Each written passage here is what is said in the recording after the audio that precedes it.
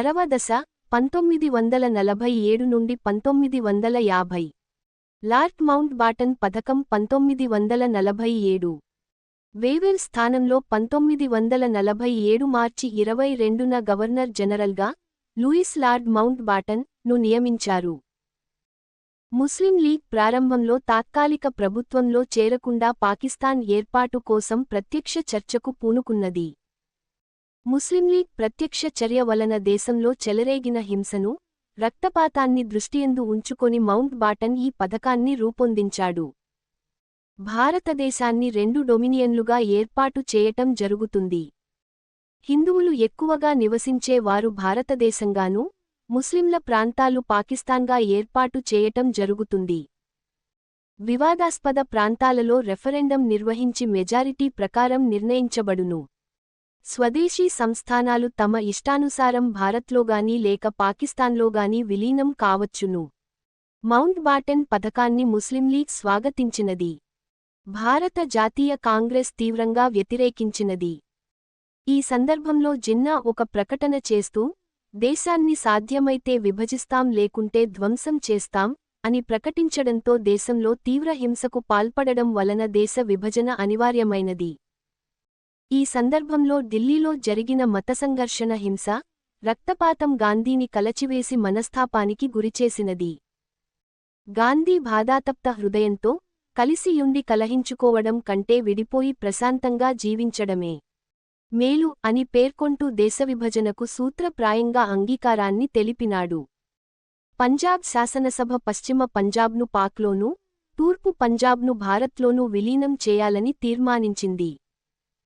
బెంగాల్ శాసనసభ తూర్పు బెంగాల్ పాకిస్తాన్లోనూ, పశ్చిమ బెంగాల్న భారత్లోనూ విలీనం చేయాలని తీర్మానించింది. సింధ్ రాష్ట్రం పాకిస్తాన్లో విలీనం కావాలని నిర్ణయించింది. అస్సాంలోని సేలెట్ జిల్లాలో వాయువ్య సరిహద్దు రాష్ట్రంలో ప్రజాభిప్రాయ సేకరణ జరపగా పాక్లోనే విలీనం కావాలని అభిప్రాయపడ్డారు. జునాగఢ్ లో రెఫరెండం జరపగా భారత్లో విలీనం కావాలని నిర్ణయించారు. మౌంట్ బాటన్ పథకాన్ని అనుసరించి భారత విభజన జరిగింది. ఈ పథకాన్ని డిక్కీ బర్డ్ పథకమని కూడా అంటారు. భారత స్వాతంత్ర్య చట్టం 1947. బ్రిటిషు వారు భారత్కు 1948 జూన్ 3న స్వాతంత్ర్యం ఇవ్వాలని మొదట భావించినప్పటికీ భారత్లో పరిస్థితుల దృష్ట్యా ముందుగానే స్వాతంత్ర్యమివ్వాలని నిర్ణయించారు. భారత స్వాతంత్ర్య చట్ట బిల్లును 1947 జూలై 04న బ్రిటిష్ పార్లమెంటులో ప్రవేశపెట్టగా 15న పార్లమెంటు ఆమోదం పొందింది. 18న బ్రిటిషు రాజమకుట ఆమోదముద్ర లభించింది. భారత్ను భారత్ మరియు పాకిస్తాన్ అను 2 డొమినియన్లుగా ఏర్పాటు చేస్తారు. ఆగస్టు 15, 1947న 2 డొమినియన్లకు స్వాతంత్ర్యం ఇవ్వబడుతుంది. భారత్, పాకిస్తాన్లపై ఆగస్టు 15న గతంలో బ్రిటన్కు గల సార్వభౌమాధికారం అంతరించిపోతుంది. 2 దేశాలలో రాజ్యాంగ రచన కోసం ఏర్పాటు చేయబడే రాజామ్యగ పరిషత్లు తాత్కాలిక పార్లమెంటుగా పనిచేస్తాయి. స్వంత రాజ్యాంగాలను రూపొందించుకునేంత వరకు 1935 చట్టంను అనుసరించి పరిపాలన ఉంటుంది. 1935 చట్టాన్ని సవరించే అధికారం రాజ్యాంగ పరిషత్ కలిగి ఉంటుంది. బ్రిటిష్ కామన్వెల్త్ సభ్యత్వం పొందటం అనేది ఆ 2 దేశాల స్వంత నిర్ణయం. 2 దేశాలను సంప్రదించి వారి కోరిక ప్రకారం బ్రిటిష్ రాజమకుటం గవర్నర్ జనరల్లను నియమించింది. 2 దేశాల మధ్య సరిహద్దులను నిర్ణయించుటకు సిరిల్ రాథఫ్ నేతృత్వంలో ఒక కమిటీ ఏర్పాటవుతుంది. 2 డొమినియన్లలో పనిచేసే ఉద్యోగులకు పదవీ భద్రత కల్పించబడును. ఈ చట్టాన్ని యుద్ధం లేకుండా జరిగిన శాంతి ఒప్పందంగా పేర్కొంటారు.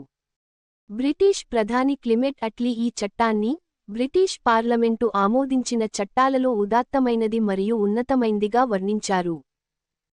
స్వాతంత్ర్యం నాటికి దేశంలో 562 సంస్థానాలుండగా వాటిలో 554 సంస్థానాలు భారత్లో విలీనం అయ్యాయి.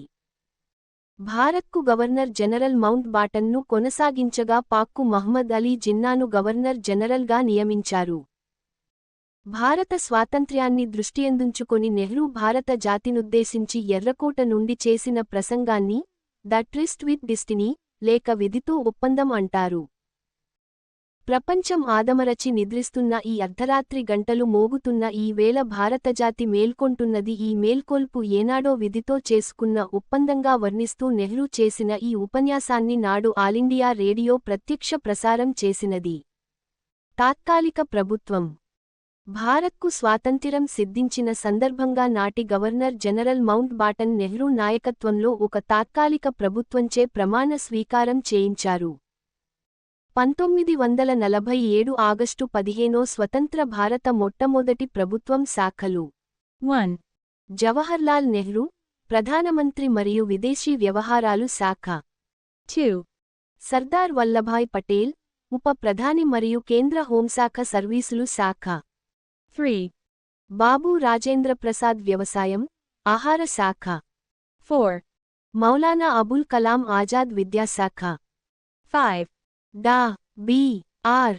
అంబేద్కర్ న్యాయశాఖ 6. సర్దార్ బర్దేన్ సింగ్ రక్షణ శాఖ 7. షణ్ముగం శెట్టియార్ ఆర్థిక శాఖ 8. జాన్ మత్తాయ్, రైల్వేలు, పౌరవిమానయానం శాఖ 9. రఫీక్ అహ్మద్ కిర్వాయ్, కమ్యూనికేషన్లు శాఖ 10. డా. శ్యాంప్రసాద్ ముఖర్జీ, పరిశ్రమలు శాఖ 11.